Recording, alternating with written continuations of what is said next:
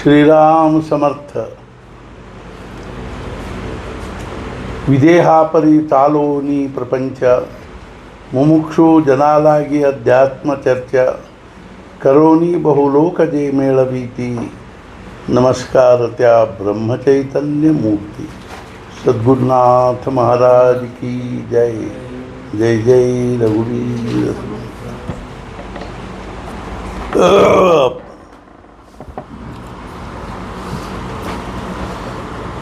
ಶ್ರೀರಾಮ ಸಮರ್ಥ.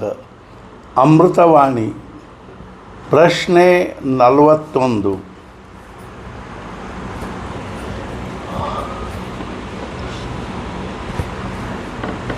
महाराज, श्री ಬ್ರಹ್ಮಾನಂದ ಬುವಾ ಗುರುರಾವ ಮಾಝೆ ರಾಮಚಿ ಕೇವಳ ಅಂದಿರುತ್ತಾರೆ. ಇದು ಅವರ ಭಾವನೆಯೋ ಅಥವಾ ಅವರಿಗೆ ಹಾಗೆ ಕಂಡಿರುವಿರೋ? ಉತ್ತರ: ನನಗೆ ಅದನ್ನೇನು ಹೇಳಲಿಕ್ಕಾಗುವುದಿಲ್ಲ. ಆದರೆ ಪಂಢರಪುರದ ಪಾಂಡುರಂಗನು ಯಾರಿಗೆ ಕಲ್ಲಿನ ಮೂರ್ತಿ ಎನಿಸುತ್ತಾನೋ ಅವನು ನಿಜವಾದ ಭಕ್ತನಲ್ಲ. ಪ್ರಶ್ನೆ 42. ಮಹಾರಾಜ್, ತಮಗೆ ಭೇಟಿಯಾಗುವುದಕ್ಕಾಗಿ ಎಷ್ಟೋ ಜನ ವಿದ್ವಾಂಸರು ಬರುತ್ತಾರೆ. ಆದರೆ ತಾವು ಮಾತ್ರ ಶಾಂತವಾಗಿರುತ್ತೀರಿ, ಸಂದಿಗ್ಧರಾಗುವುದಿಲ್ಲ. ಇದು ಹೇಗೆ ಸತ್ಯ? ಉತ್ತರ: ನಿಜವಾಗಿ ಹೇಳಬೇಕೆಂದರೆ ಶ್ರೀರಾಮನು ನನಗೆ ನನ್ನ ಹತ್ತಿರ ಯಾರು ಬರುತ್ತಾರೆಂಬುದನ್ನು ಹಾಗೂ ಏನು ಕೇಳುತ್ತಾರೆಂಬುದನ್ನು, ಅಲ್ಲದೆ ಅದಕ್ಕೆ ಏನು ಉತ್ತರ ಹೇಳಬೇಕೆಂಬುದನ್ನು ಮೊದಲೇ ಹೇಳಿ ಇಟ್ಟಿರುತ್ತಾನೆ. ಆದ್ದರಿಂದ ಯಾರಾದರೂ ನನ್ನನ್ನು ಭೇಟಿಯಾಗಲು ಬಂದರೆ ಅವರಿಗೆ ಹೇಳಬೇಕಾದ ಉತ್ತರದ ಸಿದ್ಧತೆಯು ಮೊದಲೇ ಆಗಿರುತ್ತದೆ. ಪ್ರಶ್ನೆ 43. ಬಹಳಷ್ಟು ಸಂತರ ಚರಿತ್ರೆಯಲ್ಲಿ ಪ್ರೇತ ಎಬ್ಬಿಸುವ ಚಮತ್ಕಾರವಿರುತ್ತದೆ. ನಮಗೆ ಇದು ಬಹಳ ದೊಡ್ಡ ಚಮತ್ಕಾರವೆನಿಸುತ್ತದೆ. ನೀವು ಹಾಗೆ ಮಾಡಿರುತ್ತೀರಿ. ಆದರೆ ಹಾಗೆ ಮಾಡುವಾಗ ನಿಯತಿಯಲ್ಲಿ, ಅಂದರೆ ಪ್ರಾರಬ್ಧ ಅಥವಾ ಭಗವಂತನ ವಿಧಾನದಲ್ಲಿ ಅಸ್ತವ್ಯಸ್ತತೆ ಉಂಟು ಮಾಡಿದಂತೆ ಆಗಲಿಲ್ಲವೇ? ಉತ್ತರ: ನಾನು ಮಣಿಕರ್ಣಿಕೆಯ ಘಾಟಿನ ಮೇಲೆ ಪ್ರೇತ ಎಬ್ಬಿಸಿದೆನೆಂಬ ನಿಮ್ಮ ತಿಳುವಳಿಕೆಯು ಅಷ್ಟೇನೂ ಉಚಿತವಾಗಿರುವುದಿಲ್ಲ. ಅದು ನಿಜವಾಗಿಯೂ ಹಾಗೆ ಇದ್ದರೆ ಗೋಂದಾವಲೆಯಲ್ಲಿ ಯಾವ ಮನುಷ್ಯನೂ ಸಾಯಬಾರದಾಗಿತ್ತು. ಜಗತ್ತಿನ ನಿಯಮಕ್ಕನುಸಾರವಾಗಿ ಇಲ್ಲಿಯೂ ಜನರು ಸಾಯುತ್ತಲೇ ಇರುವರು. ಅಂದ ಮೇಲೆ ಸತ್ತವರನ್ನು ಬದುಕಿಸುವ ಶಕ್ತಿಯು ನನ್ನಲ್ಲಿ ನಿಶ್ಚಿತವಾಗಿಯೂ ಇಲ್ಲ. ಅಲ್ಲಿ ಯಾವ ಮೃತದೇಹವು ಜೀವಂತವಾಯಿತೋ ಅದರದು ಆಗ ಹಾಗೆ ಆಗುವ ಯೋಗವೇ ಇದ್ದಿತು. ಅಲ್ಲದೆ ಆಗ ಕಪಿಲಾಷಷ್ಠಿಯ ಯೋಗವೂ ಇದ್ದಿತು. ಶ್ರೀರಾಮನ ಮನಸ್ಸಿನಲ್ಲಿ ಅವನಿಗೆ ಜೀವದಾನ ಮಾಡಬೇಕೆಂಬ ಇಚ್ಛೆ ಇದ್ದಿತು. ಆದ್ದರಿಂದ ಅವನು ನನ್ನನ್ನು ನಿಮಿತ್ತ ಮಾತ್ರ ಮಾಡಿದನು. ಆಗ ಆ ಪ್ರೇತವು ಎದ್ದು ಕುಳಿತಿತು. ಅದರ ಕರ್ತೃತ್ವ ಭಾವವು ನನ್ನ ಕಡೆಗೆ ಸ್ವಲ್ಪವೂ ಇಲ್ಲ. ನಿಮಗೆ ಮನವರಿಕೆಯಾಗುವಂತೆ ಹೇಳಬೇಕೆಂದರೆ, ಈಗ ಒಬ್ಬ ಮನುಷ್ಯನು ಒಂದು ಬ್ಯಾಂಕಿನಲ್ಲಿ ಫಿಕ್ಸ್ಡ್ ಡಿಪಾಸಿಟ್ ಇಟ್ಟನೆಂದು ತಿಳಿಯಿರಿ. ಬ್ಯಾಂಕಿನವರು ಆ ಡಿಪಾಸಿಟ್ಟಿನ ಮೇಲೆ ಸಾಲ ಕೊಡುತ್ತಾರೆ. ಅದು ಹೀಗೇ ಇರುತ್ತದೆ. ನಾವು ಅವನಿಗೆ ಮುಂದಿನ ಜನ್ಮದಲ್ಲಿಯೇ ಕೆಲವು ವರ್ಷಗಳನ್ನು ಈ ಜನ್ಮದಲ್ಲಿ ಕೊಡುತ್ತೇವೆ. ಇದರಲ್ಲೇನೂ ವಿಶೇಷವಿಲ್ಲ. ಹೀಗೆ ಮಾಡುವುದರಲ್ಲಿ ಅವನ ಪಾರಮಾರ್ಥಿಕ ಲಾಭ ಆಗುತ್ತದೆಯೋ ಅಥವಾ ಇಲ್ಲವೋ ನೋಡುತ್ತೇವೆ. ಮುಖ್ಯವಾಗಿ ಚಮತ್ಕಾರಗಳಿಗೆ ವಿಶೇಷ ಮಹತ್ವ ಕೊಡಬಾರದು. ಏಕೆಂದರೆ ಅವರ ಜೀವನವು ಯಾರ ಸತ್ತೆಯಿಂದ ನಡೆದಿರುತ್ತದೆಯೋ ಆ ಸತ್ತೆಯಿಂದ ಒಮ್ಮೊಮ್ಮೆ ವ್ಯವಹಾರದಲ್ಲಿ ಅಶಕ್ಯವೆನಿಸುವಂಥ ಘಟನೆಗಳು ಸಂಭವಿಸುತ್ತವೆ. ಪ್ರಶ್ನೆ 44. ಮಹಾರಾಜ್, ಸತ್ತ ಜೀವವೇನೂ ತಿರುಗಿ ಬರುವುದಿಲ್ಲ ಹಾಗೂ ಅಲ್ಲಿ ಏನು ಆಯಿತೆಂಬುದನ್ನು ಹೇಳಲಿಕ್ಕಾಗುವುದಿಲ್ಲ. ಅಂದ ಮೇಲೆ ನೀವು ಅಂತಕಾಲ ಸಾಧಿಸಿಕೊಡುತ್ತೀರೆಂದರೆ ನಿಶ್ಚಿತವಾಗಿ ಏನು ಮಾಡುತ್ತೀರಿ? ಉತ್ತರ: ಮನುಷ್ಯ ಯೋನಿಯೊಂದನ್ನು ಬಿಟ್ಟು ಉಳಿದ ಯೋನಿಗಳಲ್ಲಿ ಅಂತಕಾಲವು ಎಲ್ಲಿ, ಯಾವಾಗ, ಯಾವುದರಿಂದ ಹಾಗೂ ಹೇಗೆ ಆಗಬೇಕೆಂಬುದು ನಿಶ್ಚಿತವಾಗಿರುತ್ತದೆ. ಆದರೆ ಮನುಷ್ಯ ಯೋನಿಯಲ್ಲಿ ಯಾವ ಮನೋಭೂಮಿಕೆಯಲ್ಲಿ ಅಂತಕಾಲವಾಗಬೇಕೆಂಬುದನ್ನು ನಾವೇ ನಿಶ್ಚಿತಪಡಿಸಲು ಬರುತ್ತದೆ. ಆದ್ದರಿಂದ ಇದು ಅಪೂರ್ವವಾಗಿರುತ್ತದೆ.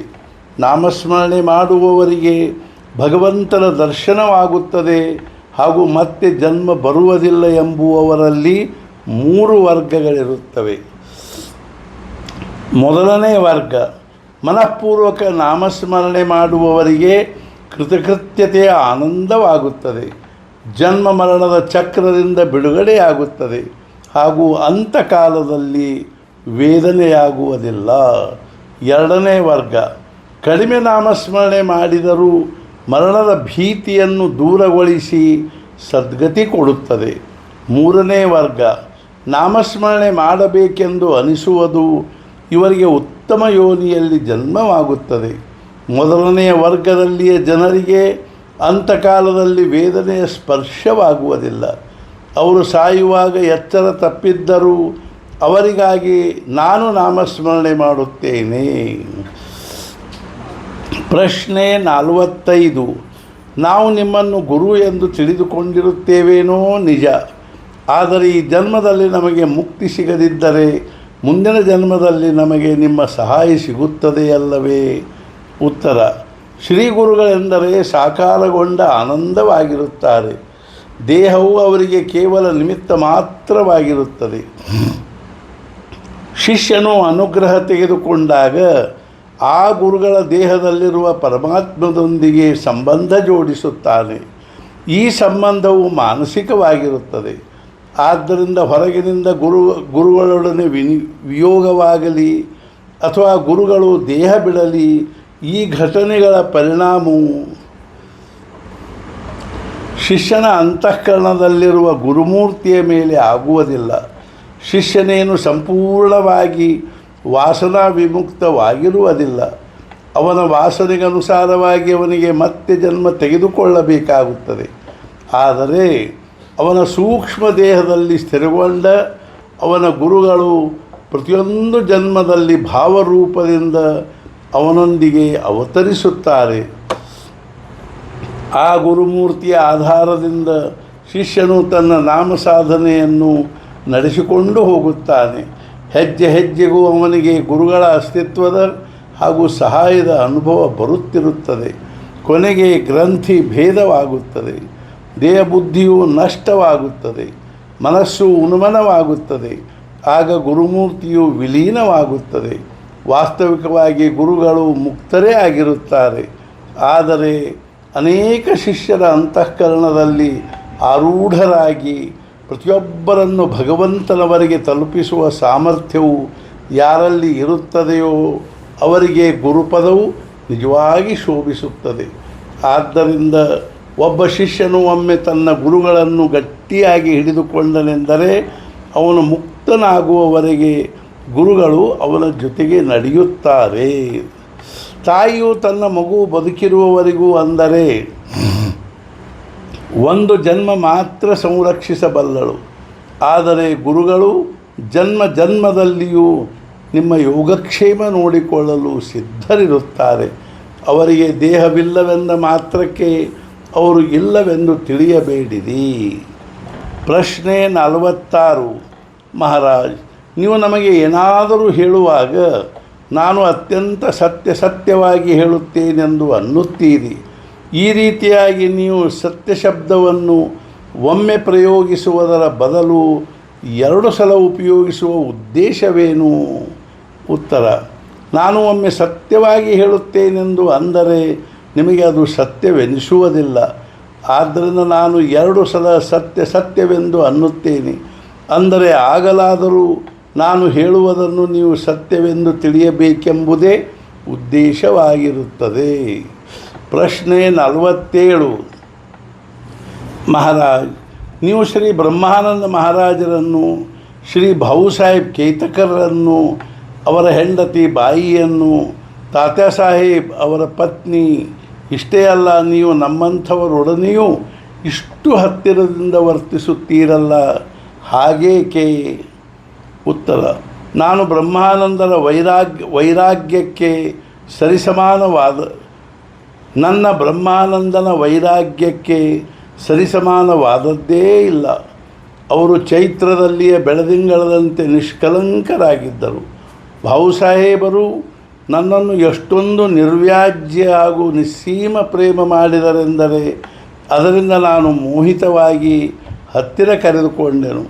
ಅದರಂತೆ ಬಾಯಿಯು, ಅಂದರೆ ಅವರ ಹೆಂಡತಿಯ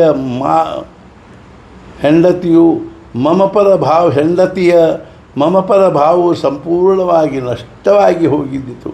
ತಾತ್ಯಾ ಸಾಹೇಬರ ಮನಸ್ಸಿನಲ್ಲಿ ನನ್ನ ಹೊರತಾಗಿ ಬೇರೆ ಏನೂ ಉಳಿದಿರಲೇ ಇಲ್ಲ. ಅವರ ಹೆಂಡತಿ ಅಂದರೆ ಪ್ರತ್ಯಕ್ಷ ಅನ್ನಪೂರ್ಣೆ ಇದ್ದಂತೆ. ಈಗ ನಿಮ್ಮ ವಿಷಯವಾಗಿ ಹೇಳಬೇಕೆಂದರೆ, ನಾನು ಹೇಳಿದ್ದನ್ನು ಕೇಳಬೇಕೆಂದು, ಮನಃಪೂರ್ವಕವಾಗಿ ಕೇಳಬೇಕೆಂದು ಪ್ರಯತ್ನ ಮಾಡುತ್ತಿರುವಿರಲ್ಲ. ಆದ್ದರಿಂದ 7-8 ತಿಂಗಳು ಒಂದು ಸುಂದರವಾದ ಮಗು ತಾಯಿಯ ತೊಡೆಯ ಮೇಲೆ ಮಲಗಿಕೊಂಡು ಆದ್ದರಿಂದ 7-8 ತಿಂಗಳ ಒಂದು ಸುಂದರವಾದ ಮಗು ತಾಯಿಯ ತೊಡೆಯ ಮೇಲೆ ಮಲಗಿಕೊಂಡು ಆನಂದದಿಂದ ಸ್ತನ್ಯಪಾನ ಮಾಡುತ್ತಿರುವಾಗ ಅದು ತನ್ನ ತಾಯಿಯನ್ನು ಒದೆಯಬಾರದು, ಆದರೆ ಅದು ತಾಯಿಯನ್ನು ಒದೆಯುತ್ತದೆ. ಆಗ ತಾಯಿಗೆ ಅದರ ವಿಷಯದಲ್ಲಿ ಮತ್ತಷ್ಟು ಪ್ರೇಮವೆನಿಸುತ್ತದೆ. ಅದರಂತೆ ನಾನು ಯಾರನ್ನು ನನ್ನವರೆಂದು ಅಂದಿರುವೆನೋ ಅವರಿಗೆ ಅದರ ಅರಿವು ಇಲ್ಲದಿದ್ದರೂ ನನಗೆ ಆ ತಾಯಿಯಂತೆ ಆಗುತ್ತದೆ. ಪ್ರಶ್ನೆ 48. ಮಹಾರಾಜ್, ನಿಮ್ಮ ಕಡೆಗೆ ಅನೇಕ ಪ್ರಕಾರದ ಜನರು ಬರುತ್ತಾರೆ, ಆದರೆ ನೀವು ಅವರೊಂದಿಗೆ ಒಂದೇ ಧೋರಣೆಯಿಂದ ವರ್ತಿಸುತ್ತೀರಿ. ಇದು ಹೇಗೆ? ಉತ್ತರ: ನನಗೆ ಪರೋಪಕಾರವು ಗೊತ್ತಿರುವುದಿಲ್ಲ. ಆದರೆ ನನ್ನ ಕಡೆಗೆ ಬರುವ ಜನರ ದುಃಖವನ್ನು ಹೇಗೆ ಕಡಿಮೆ ಮಾಡಬೇಕೆಂಬ ತಳಮಳವಿರುತ್ತದೆ. ಇದರಿಂದ ಉಂಟಾಗುವ ಕಾರ್ಯಕ್ಕೆ ನೀವು ಬೇಕಾದರೆ ಪರೋಪಕಾರವೆನ್ನಬಹುದು. ನನ್ನನ್ನು ಭೇಟಿಯಾಗುವ ಜನರು 4 ಪ್ರಕಾರದವರೆಂದು ಕಂಡುಬರುತ್ತಾರೆ. ಮೊದಲನೇ ಪ್ರಕಾರದವರೆಂದರೆ ಅತ್ಯಂತ ಸ್ವಾರ್ಥಿಗಳು. ಅವರು ತಮ್ಮ ಸ್ವಾರ್ಥ ಸಾಧಿಸುವುದಕ್ಕಾಗಿ ಜಗತ್ತಿನ ಉಪಯೋಗ ಮಾಡಿಕೊಳ್ಳುವವರಾಗಿರುತ್ತಾರೆ. ಎರಡನೇ ಪ್ರಕಾರವೆಂದರೆ ವ್ಯವಹಾರ ಸ್ವಾರ್ಥಿಗಳು. ಇವರು ತಮ್ಮ ಸ್ವಾರ್ಥ ಸಾಧಿಸಿಕೊಳ್ಳುವಾಗ ಎರಡನೆಯವರಿಗೆ ಅವರ ಸ್ವಾರ್ಥ ಸಾಧಿಸುವುದಕ್ಕಾಗಿ ಸಹಾಯ ಮಾಡುವವರು. ಮೂರನೇ ಪ್ರಕಾರ ನಿಸ್ವಾರ್ಥಿಗಳು. ತಮ್ಮ ಸ್ವಾರ್ಥವನ್ನು ಸಂಪೂರ್ಣವಾಗಿ ಬದಿಗಿಟ್ಟು ಎರಡನೆಯವರ ಸ್ವಾರ್ಥ ಸಾಧಿಸಿಕೊಡುವ ಜನರು. ಇನ್ನು 4ನೇ ಪ್ರಕಾರದವರೆಂದರೆ ಭಗವದರ್ಥಿಗಳು. ಭಗವಂತನೂ ನನ್ನ ಒಡೆಯನಿರುತ್ತಾನೆ, ಈ ಜಗತ್ತು ಅವನದಿರುತ್ತದೆ ಎಂಬ ಭಾವನೆಯಿಂದ ದೇಹ ಸವಿಸುವ ಜನರು. ನನಗೆ ಭೇಟಿಯಾಗುವ ಮನುಷ್ಯನು ಯಾವ ಪ್ರಕಾರದವನು ಇರುತ್ತಾನೆಂಬುದನ್ನು ನೋಡಿ ಅವನಿಗೆ ಮೇಲಿನ ಅವಸ್ಥೆಗೆ ಹೋಗುವುದಕ್ಕಾಗಿ ಸಹಾಯ ಮಾಡುವುದೇ ನನ್ನ ಧೋರಣೆಯಾಗಿರುತ್ತದೆ. ಪ್ರಶ್ನೆ 48. ಮಹಾರಾಜ್, ನಮಗೆ ಕಂಡುಬರುವುದೇನೆಂದರೆ, ತಮ್ಮ ಕಡೆಗೆ ಬರುವ ಮನುಷ್ಯನು ಹೀಗೇ ಇದ್ದರೂ ತಾವು ಅವನಿಗೆ ಅವನ ಹಿತದ್ದನ್ನೇ ಹೇಳುತ್ತೀರಿ. ಆದರೂ ನಾನು ಅವನ ಹಿತಕ್ಕಾಗಿಯೇ ಧಡಪಡಿಸುತ್ತಿರುತ್ತೇನೆಂದು ಎಂದೂ ಅನ್ನುವುದಿಲ್ಲ. ನಿರಂತರವಾಗಿ ಇಷ್ಟೊಂದು ಪರೋಪಕಾರ ಮಾಡುತ್ತಿದ್ದರೂ ಅದರಿಂದ ಸಂಪೂರ್ಣವಾಗಿ ಅಲಿಪ್ತವಾಗಿರುವುದು ತಮಗೆ ಹೇಗೆ ಶಕ್ಯವಾಗುತ್ತದೆ? ಉತ್ತರ: ಪರೋಪಕಾರ ಮಾಡುವ ಮನುಷ್ಯರ ಪ್ರಕಾರಗಳು 5 ಇರುತ್ತವೆ. ಮೊದಲನೇ ಪ್ರಕಾರದವರೆಂದರೆ ಏನಾದರೂ ಪರೋಪಕಾರ ಮಾಡುವ ಮೊದಲೇ ಆ ಪರೋಪಕಾರವನ್ನು ಕುರಿತು ಬಹಳಷ್ಟು ಹೇಳಿಕೊಳ್ಳುತ್ತಾರಷ್ಟೇ ಅಲ್ಲದೆ ಅದರ ಪ್ರಚಾರವನ್ನೇ ಮಾಡುತ್ತಾರೆ. ಆದರೆ ಪ್ರತ್ಯಕ್ಷವಾಗಿ ಪರೋಪಕಾರವನ್ನು ಮಾತ್ರ ಸಾವಕಾಶವಾಗಿ ಮಾಡುತ್ತಾರೆ, ಅಥವಾ ಒಮ್ಮೊಮ್ಮೆ ಆ ಪರೋಪಕಾರವನ್ನು ಮಾಡುವುದೇ ಇಲ್ಲ. ಇವರು ಅತ್ಯಂತ ಕೆಳಮಟ್ಟದವರಾಗಿರುತ್ತಾರೆ. ಇದಕ್ಕೆ ತಮೋಗುಣಿ ಪರೋಪಕಾರಿ ಅನ್ನುತ್ತಾರೆ. ಎರಡನೇ ಪ್ರಕಾರದವರೆಂದರೆ ಪರೋಪಕಾರ ಮಾಡಿದ ಕೂಡಲೇ ಅದರ ಬಗ್ಗೆ ಬಹಳಷ್ಟು ಚರ್ಚೆ ಮಾಡುತ್ತಾರೆ ಹಾಗೂ ಜನರಲ್ಲಿ ಬಹಳಷ್ಟು ಹೇಳಿಕೊಳ್ಳುತ್ತಾರೆ. ಮೂರನೇ ಪ್ರಕಾರದವರೆಂದರೆ ಇವರು ತಾವು ಮಾಡಿದ ಪರೋಪಕಾರದ ಬಗ್ಗೆ ಜನರಲ್ಲಿ ಹೇಳಿಕೊಳ್ಳುವುದಿಲ್ಲ. ಆದರೆ ಯಾರಿಗೆ ಪರೋಪಕಾರ ಮಾಡಿರುತ್ತಾರೋ ಅವರು ಎದುರಿಗೆ ಬಂದರೆಂದರೆ ತಾವು ಮಾಡಿದ ಪರೋಪಕಾರದ ನೆನಪು ಆಗುತ್ತದೆ. ಅಷ್ಟೇ ಅಲ್ಲದೆ ಅವನು ತಾನು ಮಾಡಿದ ಪರೋಪಕಾರದ ಅರಿವನ್ನು ಇಟ್ಟುಕೊಂಡು ವರ್ತಿಸಬೇಕೆನಿಸುತ್ತದೆ. ಅಂಥ ಅರಿವು ಕಾಣದಿದ್ದರೆ ಅವನ ಬಗ್ಗೆ ಸಿಟ್ಟು ಬರುತ್ತದೆ ಅಥವಾ ತುಚ್ಛತೆ ಅನಿಸುತ್ತದೆ. ಇವರು ಎರಡನೇ ಹಾಗೂ ಮೂರನೇ ರಜೋಗುಣಿ ಪರೋಪಕಾರಿಗಳೆಂದು ಅನ್ನಬಹುದು.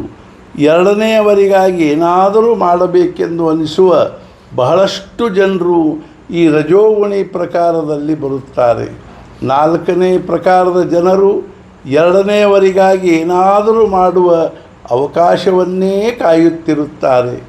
ಅಂಥ ಅವಕಾಶ ಪ್ರಾಪ್ತವಾದೊಡನೆ ಅವರು ಅದನ್ನು ಕಳೆದುಕೊಳ್ಳುವುದಿಲ್ಲ. ಇಷ್ಟೇ ಅಲ್ಲದೆ ಮಾಡಿದ್ದರ ಬಗ್ಗೆ ಉಚ್ಚಾರವನ್ನೂ ಮಾಡುವುದಿಲ್ಲ. ಇದಕ್ಕೆ ಸತ್ವಗುಣ ಪರೋಪಕಾರವೆನ್ನುತ್ತಾರೆ. ಸಾಧಕರು ಯಾವಾಗಲೂ ಈ ಪ್ರಕಾರಕ್ಕೆ ಶೋಭಿಸುವಂತೆ ವರ್ತಿಸಬೇಕು. ಇದರಿಂದ ಚಿತ್ತಶುದ್ಧಿಯಾಗಲು ಅನುಕೂಲವಾಗುತ್ತದೆ. ಐದನೇ ಪ್ರಕಾರದ ಜನರು ಅಹರ್ನಿಶ ಉಪಕಾರ ಮಾಡುತ್ತಿರುವರಲ್ಲದೆ ಅವರು ಮನಸ್ಸಿನಲ್ಲಿ ಇದೆಲ್ಲವೂ ಕೇವಲ ಭಗವಂತನ ಇಚ್ಛೆಯೆಂದೇ ತಿಳಿಯುತ್ತಾರೆ ಹಾಗೂ ಅದರಲ್ಲಿ ನಾನು ನಿಮಿತ್ತ ಮಾತ್ರನಾಗಿರುತ್ತೇನೆಂದು ತಿಳಿಯುತ್ತಾರೆ. ಅವರು ಅದರಲ್ಲಿ ತಮ್ಮ ಕರ್ತೃತ್ವ ಭಾವವನ್ನು ಬಿಟ್ಟಿರುವುದರಿಂದ ಹಾಗೂ ಭಗವಂತನೇ ಎಲ್ಲ ಕಡೆಗೂ ತುಂಬಿರುತ್ತಾನೆಂಬ ಅಖಂಡ ಅರಿವಿನಿಂದ ಅವರಿಗೆ ತಾವು ಮಾಡಿದ ಉಪಕಾರದ ನೆನಪೇ ಇರುವುದಿಲ್ಲ. ಮನುಷ್ಯನು ಸ್ನಾನ ಮಾಡುವಾಗ ತನ್ನ ಎರಡೂ ಕೈಗಳಿಂದ ಮೈಯನ್ನು ತಿಕ್ಕಿಕೊಳ್ಳುತ್ತಾನೆ ಅಥವಾ ಊಟ ಮಾಡುವಾಗ ಕೈಯಿಂದಲೇ ಊಟ ಮಾಡುತ್ತಾನೆ. ಆಗ ಆ ಕೈಗಳಿಗೆ ನಾವು ಈ ಶರೀರಕ್ಕೆ ಉಪಕಾರ ಮಾಡುತ್ತಿರುತ್ತೇವೆಂದು ಅನಿಸುತ್ತದೆಯೇ? ಅದರಂತೆ ಭಗವದ್ಭಾವವನ್ನು ಹೊಂದಿದ ಮನುಷ್ಯನು ಎರಡನೆಯವರನ್ನು ಭಗವತ್ ಸ್ವರೂಪದಲ್ಲಿ ನೋಡುತ್ತಿರುವುದರಿಂದ ಅವನಿಗೆ ಉಪಕಾರ ಶಬ್ದದ ಸ್ಮರಣೆಯೇ ಆಗುವುದಿಲ್ಲ. ಶ್ರೀರಾಮ ಸಮರ್ಥ. ಪ್ರಶ್ನೆ 49. ಮಹಾರಾಷ್ಟ್ರದಲ್ಲಿ ಇಷ್ಟೊಂದು ಜನ ದೊಡ್ಡ ದೊಡ್ಡ ಸಾಧು ಸಂತರಾಗಿ ಹೋದರು. ಅವರೆಲ್ಲರಲ್ಲಿ ನಿಮಗೆ ಅತ್ಯಂತ ಸೇರುವ ಸಂತರು ಯಾರು? ಉತ್ತರ: ಮಹಾರಾಷ್ಟ್ರದಲ್ಲಿ ಆಗಿ ಹೋದ ಎಲ್ಲ ಸಂತರು ಅತ್ಯಂತ ಮಹಾನರೇ ಆಗಿದ್ದರು, ಉಚ್ಚಕೋಟಿಯವರೇ ಆಗಿದ್ದರು. ಅವರೆಲ್ಲರಲ್ಲಿ ನನಗೆ ಹೆಚ್ಚಿಗೆ ಸೇರುವ ಸಂತರೆಂದರೆ ನಾಮದೇವರು ಆಗಿರುತ್ತಾರೆ. ನಾಮದೇವರು ಸ್ವತಃ ಸಂತರಾಗಿದ್ದರಷ್ಟೇ ಅಲ್ಲ, ಅವರ ಹೆಂಡತಿ ಮಕ್ಕಳ ಪಾರಮಾರ್ಥಿಕ ಪಾತ್ರತೆಯು ಬಹಳ ಉಚ್ಚ ಮಟ್ಟದ್ದಾಗಿತ್ತು. ಅವರ ಮನೆಯಲ್ಲಿಯ ವಾತಾವರಣವು ಪರಮಾರ್ಥಕ್ಕೆ ಎಷ್ಟು ಪೋಷಕವಾಗಿತ್ತೆಂದರೆ ಅವರ ಮನೆಯಲ್ಲಿ ಕೆಲಸ ಮಾಡುವ ಹೆಣ್ಣು ಮಗಳು ಸಂತ ಜನಾಬಾಯಿ ಎಂದು ಪ್ರಸಿದ್ಧಳಾದಳು. ಪ್ರಶ್ನೆ 50. ಮಹಾರಾಜ್, ಇಲ್ಲಿ ಎಷ್ಟೋ ಜನರು ನಮಗಿಂತಲೂ ತಡವಾಗಿ ನಿಮ್ಮ ಕಡೆಗೆ ಬಂದಿರುತ್ತಾರೆ. ಆದರೂ ಅವರ ಪ್ರಗತಿಯು ಬೇಗನೆ ಆಯಿತು, ಹೀಗೇಕೆ? ಉತ್ತರ: ಒಬ್ಬ ಹೆಣ್ಣು ಮಗಳು ಪಾತ್ರೆ ತಿಕ್ಕುವುದಕ್ಕಾಗಿ ನದಿಗೆ ಹೋದಳೆಂದು ತಿಳಿಯಿರಿ. ಆಗ ಕಡಿಮೆ ಸುಟ್ಟು ಕರಕಾದ ಪಾತ್ರೆಗಳನ್ನು ಮೊದಲು ತಿಕ್ಕುತ್ತಾಳೆ. ಬಹಳಷ್ಟು ಸುಟ್ಟು ಕರಕಾದ ಪಾತ್ರೆಗಳನ್ನು ನೀರಿನಲ್ಲಿ ನೆನೆ ಇಡುತ್ತಾಳೆ. ಅವುಗಳನ್ನು ಅನಂತರ ತಿಕ್ಕಿ ತೊಳೆಯುತ್ತಾಳೆ. ಅದರಂತೆ ಯಾರ ದೇಹ ಬುದ್ಧಿಯು ಕಡಿಮೆ ಇರುತ್ತದೆಯೋ ಅವರ ಕಾರ್ಯವು ಬೇಗನೆ ಆಗುತ್ತದೆ. ಯಾರ ದೇಹ ಬುದ್ಧಿ ಹೆಚ್ಚಿಗೆ ಇರುತ್ತದೆಯೋ ಅವರನ್ನು ಹೆಚ್ಚು ಸಮಯದವರೆಗೆ ನಾಮಸ್ಮರಣೆ ಹಾಗೂ ಸತ್ಸಂಗದಲ್ಲಿ ನೆನೆ ಇಡಬೇಕಾಗುತ್ತದೆ. ಅನಂತರ ಅವರ ಕಾರ್ಯವಾಗುತ್ತದೆ. ಆದರೆ ಆ ಹೆಣ್ಣು ಮಗಳು ಎಲ್ಲ ಪಾತ್ರೆಗಳನ್ನು ತೊಳೆದುಕೊಂಡೇ ಏಳುತ್ತಾಳೆ. ಅದರಂತೆ ಕೆಲವರ ಕಾರ್ಯವು ಬೇಗನೆ ಆಗುತ್ತದೆ, ಕೆಲವರ ಕಾರ್ಯವು ವಿಳಂಬವಾಗುತ್ತದೆ. ಆದರೆ ನಾನು ಯಾರನ್ನು ನನ್ನವರೆಂದಿರುತ್ತೇನೋ ಅವರ ಪಾರಮಾರ್ಥಿಕ ಪ್ರಗತಿ ಆಗದೇ ಇರಲಾರದು. ಶ್ರೀರಾಮ ಸಮರ್ಥ. ಪ್ರಶ್ನೆ 51. ಮಹಾರಾಜ್, ನೀವು ಅಂತರ್ಜ್ಞಾನಿ ಇರುತ್ತೀರಿ, ನೀವು ನಮ್ಮನ್ನು ಎಷ್ಟು ಅರಿತುಕೊಂಡಿರುತ್ತೀರಿ? ಉತ್ತರ: ನಾನು ಹೇಳಿದ್ದರ ಮೇಲೆ ನಿಮಗೆ ವಿಶ್ವಾಸ ಅನಿಸುವುದಲ್ಲವೇ?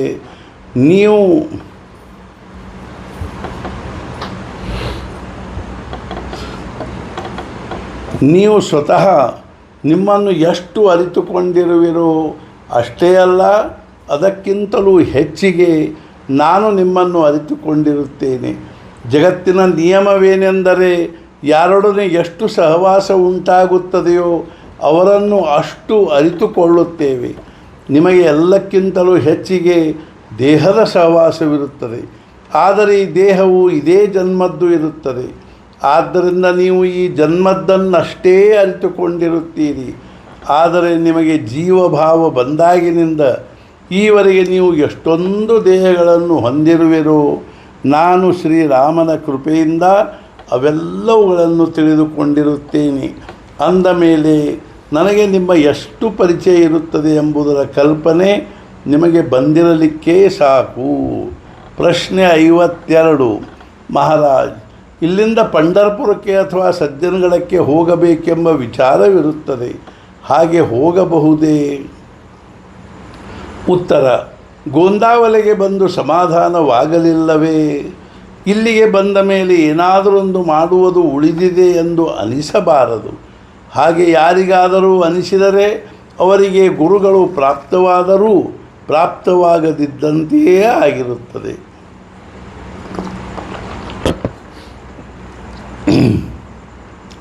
ಇಂದು ಒಂದು ಯಾತ್ರೆ ಮಾಡಿದೆವು, ನಾಳೆ ಮತ್ತೊಂದು ಮಾಡಬೇಕಾಗಿರುತ್ತದೆಂದು ಏಕೆ ಅನಿಸಬೇಕು?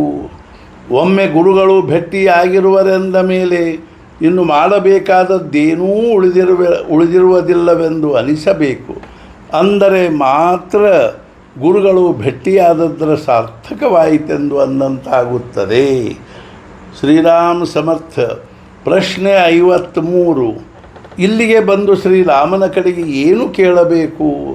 ಉತ್ತರ: ಇಷ್ಟೊಂದು ಕಷ್ಟಪಟ್ಟು ಇಷ್ಟು ದೂರ ಇಲ್ಲಿಗೆ ಬಂದು ಶ್ರೀರಾಮನ ಹತ್ತಿರ ವಿಷಯವನ್ನೇ ಕೇಳುವುದಕ್ಕಾಗಿ ಬಂದಿರುತ್ತೀರಾ? ನೀವು ಅದನ್ನು ಕೇಳಿದರೆ ಅವನು ಅದನ್ನು ಕೊಡುವುದಿಲ್ಲವೆಂದೇನೂ ಇಲ್ಲ. ಅವನು ನಮ್ಮಂತೆ ಮರ್ಯಾದಿತ ಪ್ರಮಾಣದಲ್ಲಿಯ ದಾತ ಇರುವುದಿಲ್ಲ. ನಾವು ದಾನ ಮಾಡಿದರೆ ಅಷ್ಟು ಪ್ರಮಾಣದಲ್ಲಿ ನಮ್ಮ ಹತ್ತಿರ ಕಡಿಮೆಯಾಗುತ್ತದೆ. ಆದರೆ ಅವನು ಎಷ್ಟೇ ಕೊಟ್ಟರೂ ಅವನ ಹತ್ತಿರ ಕಡಿಮೆಯಾಗುವುದಿಲ್ಲ. ಆದರೆ ನೀವು ವಿಷಯವನ್ನು ಕೇಳಿ ಪಡೆದುಕೊಂಡರೂ ಅದರಿಂದ ನಿಮ್ಮ ನಿಜವಾದ ಕಲ್ಯಾಣವಾದೀತೆ, ನಿಮಗೆ ಅದರಿಂದ ನಿಜವಾದ ಸಮಾಧಾನವಾದೀತೆ. ಏಕೆಂದರೆ ದೇಹಭೋಗವು ಇಂದು ಒಂದು ಬಂದು ಹೋಯಿತೆಂದರೆ ಮತ್ತೊಂದು ಬರುವುದಿಲ್ಲವೆಂದೇನೂ ಇಲ್ಲ. ಅಲ್ಲದೆ ವಿಷಯಗಳ ಜೊತೆಗೆ ಅವುಗಳ ಫಲಸ್ವರೂಪದಲ್ಲಿ ಅವುಗಳಿಂದಾಗುವ ಸುಖದುಃಖಗಳನ್ನು ಅನುಭವಿಸಬೇಕಾಗುತ್ತದೆ. ಅಂದ ಮೇಲೆ ನಾವು ಶ್ರೀರಾಮನ ಹತ್ತಿರ ಏನು ಕೇಳಬೇಕು? ಅವನ ಕರುಣೆ ಯಾಚಿಸಿ ನನ್ನನ್ನು ನಿರ್ವಿಷಯಗೊಳಿಸು, ಅಲ್ಲದೆ ಏನಾದರೂ ಕೇಳುವ ಇಚ್ಛೆಯೇ ಆಗದಂತೆ ಮಾಡು. ನನಗೆ ನೀನು ಇದೇ ವರವನ್ನು ಕೊಡು. ಈ ರೀತಿಯಾಗಿ ನೀವು ಅನನ್ಯ ಶರಣರಾಗಿ ಯಾಚಿಸಬೇಕು. ಅಂದರೆ ಅದರಲ್ಲಿಯೇ ನಿಮ್ಮ ಕಲ್ಯಾಣವಿರುತ್ತದೆ. ಪ್ರಶ್ನೆ 54. ಮಹಾರಾಜ್, ನೀವು ನೋಡಿದ ಯಾವುದಾದರೊಂದು ಆಶ್ಚರ್ಯದ ಘಟನೆ ಹೇಳುವಿರಾ? ಉತ್ತರ: ಒಂದೇ ಏಕೆ 3 ಆಶ್ಚರ್ಯ ಸಂಗತಿಗಳನ್ನು ಹೇಳುತ್ತೇನೆ. ಪ್ರತಿಯೊಬ್ಬನ ನಾನು ಅವನ ಅತ್ಯಂತ ಪರಿಚಯದ್ದಾಗಿರುತ್ತದೆ. ಜೀವನದ ತುಂಬ ಆ ನಾನುದರ ಜೊತೆಗೆ ಇರುತ್ತಾನೆ. ಆದರೆ ಆ ನಾನುದರ ಸ್ವರೂಪ ತಿಳಿದಿರುವುದಿಲ್ಲ. ಇದು ಮೊದಲನೇ ಆಶ್ಚರ್ಯವಾಗಿರುತ್ತದೆ. ಇನ್ನು ಎರಡನೇ ಸಂಗತಿ, ಪ್ರತಿಯೊಬ್ಬ ಮನುಷ್ಯನು ಜೀವನದ ಎಲ್ಲ ವ್ಯವಹಾರವನ್ನು ಮನಸ್ಸಿನಿಂದಲೇ ಅನುಭವಿಸುತ್ತಾನೆ. ಹೀಗಿದ್ದರೂ ಆ ಮನಸ್ಸು ಯಾರ ನಿಯಂತ್ರಣದಲ್ಲಿಯೂ ಇರುವುದಿಲ್ಲವೆಂಬುದು ಎರಡನೇ ಆಶ್ಚರ್ಯ. ಇನ್ನು ಮೂರನೇ ವಿಚಾರ, ಜನರು ಪ್ರಪಂಚದಲ್ಲಿ ಸುಖವಿಲ್ಲವೆಂದು ಕ್ಷಣಕ್ಕೂ ಅನ್ನುತ್ತಾರೆ. ಆದರೆ ಅದನ್ನು ಯಾರೂ ಬಿಡಲು ಸಿದ್ಧರಿರುವುದಿಲ್ಲ. ಇದು ಮೂರನೇ ಆಶ್ಚರ್ಯವಾಗಿರುತ್ತದೆ. ಪ್ರಶ್ನೆ 55. ಮಹಾರಾಜ್, ನಿಮ್ಮ ಜೀವನದಲ್ಲಿ ಯಾವುದಾದರೊಂದು ಚಮತ್ಕಾರವನ್ನು ಹೇಳುವಿರಾ? ಅವಶ್ಯವಾಗಿ ಹೇಳುತ್ತೇನೆ. ನನ್ನ ಜೀವನದಲ್ಲಿ ಅದಷ್ಟೇ ಏಕೆ, ಆದರೆ ನಿಮ್ಮೆಲ್ಲರ ಜೀವನದಲ್ಲಿಯ ಚಮತ್ಕಾರವನ್ನೇ ಹೇಳುತ್ತೇನೆ. ಅದಕ್ಕೂ ಮೊದಲು ಚಮತ್ಕಾರವೆಂದರೇನು ಎಂಬುದನ್ನು ನಾವು ನೋಡೋಣ. ಯಾವುದಾದರೊಂದು ಸಂಗತಿಯು ನಿಸರ್ಗದ ನಿಯಮದ ವಿರುದ್ಧವಾಗಿ ನಡೆಯಿತೆಂದರೆ ಅದಕ್ಕೆ ಚಮತ್ಕಾರವೆನ್ನುತ್ತಾರೆ. ಉದಾಹರಣೆ, ನನ್ನ ಕೈಯಲ್ಲಿಯೇ ಈ ಜಪಮಾಲೆಯು ತಾನಾಗಿಯೇ ಗಾಳಿಯಲ್ಲಿ ಹಾರಾಡತೊಡಗಿತೆಂದರೆ ನಾವು ಅದಕ್ಕೆ ಚಮತ್ಕಾರವೆಂದು ಹೇಳಬಹುದು. ನೀವೇ ಈಗ ಹೇಳಿರಿ, ನಿಸರ್ಗದ ನಿಯಮವನ್ನು ಯಾರು ಮಾಡಿದರು? ಭಗವಂತನೇ ಅಲ್ಲವೇ? ಅಂದ ಮೇಲೆ ಯಾವುದೇ ಸತ್ಪುರುಷನು ಭಗವಂತನ ಇಚ್ಛೆಯ ವಿರುದ್ಧ ಹೇಗೆ ಮಾಡುತ್ತಾನೆ? ಆದ್ದರಿಂದ ಯಾವ ಸತ್ಪುರುಷನೂ ಚಮತ್ಕಾರ ಮಾಡುವುದಿಲ್ಲ. ಆದರೆ ಒಮ್ಮೊಮ್ಮೆ ಅವನ ಕೈಯಿಂದ ಚಮತ್ಕಾರಗಳು ಆಗುತ್ತಿರುತ್ತವೆ. ಆದರೆ ಅದರ ಉದ್ದೇಶವು ತಮ್ಮ ಪ್ರಸಿದ್ಧಿಯಾಗಬೇಕು ಅಥವಾ ತಮಗೆ ಹಣ ಪ್ರಾಪ್ತವಾಗಬೇಕು ಎಂದು ಇರುವುದಿಲ್ಲ. ಆದರೆ ಅದರ ನಿಮಿತ್ತದಿಂದ ಸಾಮಾನ್ಯ ಜನರಿಗೆ ಭಗವಂತನ ಕಡೆಗೆ ಪ್ರವೃತ್ತಿಯಾಗಬೇಕೆಂಬುದೇ ಆಗಿರುತ್ತದೆ. ಆದ್ದರಿಂದ ಯಾರಾದರೂ ನಾನು ಚಮತ್ಕಾರ ಮಾಡುತ್ತೇನೆ ಎಂದು ಹೇಳಿ ಮಾಡಿದರೆ ಅವರು ಸತ್ಪುರುಷರಿರುತ್ತಾರೆಂದು ತಿಳಿಯಲೇಬೇಡಿರಿ. ಅವರು ನಾಮದ ಬಗ್ಗೆ ಏನು ಹೇಳುತ್ತಾರೆಂಬುದರಿಂದ ಅವರು ಸತ್ಪುರುಷರು ಹೌದೋ ಅಥವಾ ಅಲ್ಲವೋ ಎಂಬುದನ್ನು ತಿಳಿಯಬೇಕು. ಇಷ್ಟಾದರೂ ನಿಮಗೆ ಚಮತ್ಕಾರವನ್ನೇ ಕೇಳಬೇಕೆಂದಿದ್ದರೆ ನಿಮ್ಮ ಜೀವನದಲ್ಲಿಯೇ ಚಮತ್ಕಾರವನ್ನೇ ಹೇಳುತ್ತೇನೆ.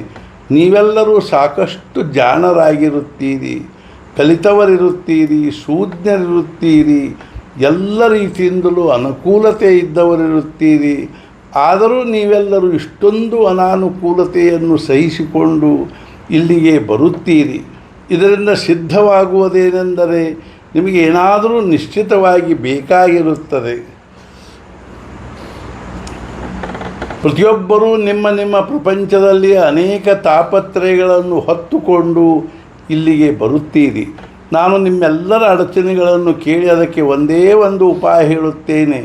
ಭಗವಂತನಲ್ಲಿ ವಿಶ್ವಾಸವಿಟ್ಟು ಪ್ರಪಂಚ ಮಾಡಿರಿ ಹಾಗೂ ಮನಃಪೂರ್ವಕ ನಾಮ ತೆಗೆದುಕೊಳ್ಳಿರಿ. ನೀವು ಪುನಃ ಪುನಃ ಇಲ್ಲಿಗೆ ಬರುತ್ತೀರಿ. ನಾನು ಮತ್ತೆ ಮತ್ತೆ ಅದನ್ನೇ ಹೇಳುತ್ತೇನೆ. ನಾನು ಹೇಳುವುದು ನಿಮಗೆ ಮನವರಿಕೆಯಾಗುವುದಿಲ್ಲ ಅಥವಾ ಶಕ್ಯವಾಗುವುದಿಲ್ಲ. ಆದರೂ ನಾನು ನಿಮಗೆ ಅದೇ ಮಾತನ್ನು ಹೇಳುತ್ತೇನೆ. ನೀವು ಅದನ್ನು ಕೇಳುವುದಕ್ಕಾಗಿ ಪುನಃ ಪುನಃ ಬರುತ್ತೀರಿ. ಇದು ನಿಮ್ಮ ಜೀವನದಲ್ಲಿಯ ಚಮತ್ಕಾರವಲ್ಲವೇ? ಈಗ ನನ್ನ ಜೀವನದಲ್ಲಿಯ ಚಮತ್ಕಾರವನ್ನು ಹೇಳುತ್ತೇನೆ. ಭಗವಂತನಿಗಾಗಿ ಭಗವಂತನನ್ನು ಕೇಳುವ ಜನರು ನನ್ನ ಕಡೆಗೆ ಬರುವುದು ಬಹಳ ವಿರಳ. ಬರುವವರೆಲ್ಲರೂ ತಮ್ಮ ತೊಂದರೆ ಹೇಳುವುದಕ್ಕಾಗಿಯೇ ಬರುತ್ತಾರೆ. ನಾನು ಅವರಿಗೆ ನಾಮ ತೆಗೆದುಕೊಳ್ಳಿರೆಂದು ಹೇಳುತ್ತೇನೆ. ಅವನು ಪುನಃ ಪುನಃ ಅದೇ ಪ್ರಶ್ನೆಯನ್ನು ಕೇಳುತ್ತಾನೆ. ನಾನು ಪುನಃ ಪುನಃ ನಾಮ ತೆಗೆದುಕೊಳ್ಳಿರೆಂದು ಹೇಳುತ್ತೇನೆ. ಎದುರಿಗೆ ಕುಳಿತ ಮನುಷ್ಯನು ನನ್ನ ಮಾತನ್ನು ನಾನು ಹೇಳುವುದನ್ನು ಕೇಳುವುದಿಲ್ಲವೆಂದು ತಿಳಿದಿದ್ದರೂ ಅವನು ಕೇಳಿದಷ್ಟು ಬಾರಿಯೂ ನಾನು ಅದೇ ಉತ್ತರವನ್ನು ಶಾಂತವಾಗಿ ಸಿಟ್ಟಿಗೇಳದೆ ಹೇಳಲು ಸಾಧಿಸಿರುವುದು ಮತ್ತು ಅದು ನಿಮಗೆ ಸಾಧಿಸುತ್ತಿರುವುದಿಲ್ಲ. ಹೇಳಲು ಸಾಧಿಸಿರುವುದು ಮತ್ತು ಅದು ನಿಮಗೆ ಸಾಧಿಸಿರುವುದಿಲ್ಲ ಅಂದ ಮೇಲೆ ಇದೊಂದು ಚಮತ್ಕಾರವೆಂದು ಹೇಳಬಹುದಲ್ಲವೇ? ನಿಜವಾಗಿ ಹೇಳಬೇಕೆಂದರೆ ನಾವು ಜೀವಂತವಿರುವುದೊಂದು ಚಮತ್ಕಾರವಾಗಿರುತ್ತದೆ. ನಾವು ಸತ್ತಿರುವುದಿಲ್ಲವೆಂದು ಬದುಕಿರುತ್ತೇವೆ. ಜನ್ಮ ಹಾಗೂ ಮರಣಕ್ಕಾಗಿ ನಾವು ಏನು ಮಾಡುತ್ತಿರುತ್ತೇವೆ, ಇದು ಚಮತ್ಕಾರವಾಗಿರುತ್ತದೆ. ಕೊನೆಗೆ ಹೇಳುವುದೇನೆಂದರೆ, ಸಂತರ ಕಡೆಗೆ ಬಂದಾಗ ಸಾಕಷ್ಟು ಜನರು ಪರಮಾರ್ಥಕ್ಕೆ ಅಂಟಿಕೊಳ್ಳುತ್ತಾರೆ. ಇದೇ ನಿಜವಾಗಿಯೂ ದೀರ್ಘಕಾಲ ಉಳಿಯುವ ಚಮತ್ಕಾರವಾಗಿರುತ್ತದೆ. ರಕ್ತದ ಒಂದು ಸೂಕ್ಷ್ಮ ಬಿಂದುವಿನಿಂದ ಒಂದು ಸುಂದರ ಮಾನವ ದೇಹ ನಿರ್ಮಾಣವಾಗುತ್ತದೆ. ಇದರಲ್ಲಿ ಸ್ವತಃ ಪರಮಾತ್ಮನು ಪ್ರಕಟನಾಗುತ್ತಾನೆ. ಇದು ಎಲ್ಲಕ್ಕಿಂತಲೂ ದೊಡ್ಡ ಹಾಗೂ ಶ್ರೇಷ್ಠ ಚಮತ್ಕಾರವಾಗಿರುತ್ತದೆ. ಸದ್ಗುರುನಾಥ ಮಹಾರಾಜ್ ಕಿ ಜೈ. ಜೈ ರಘುವೀರ. कृपासनेलादृतालभावे भूदेव सन्तासि सत्कर्मयोगे वैघालभावे सर्वामुखी मंगलबोधभावे सीताकांत स्मरण जय जय राम।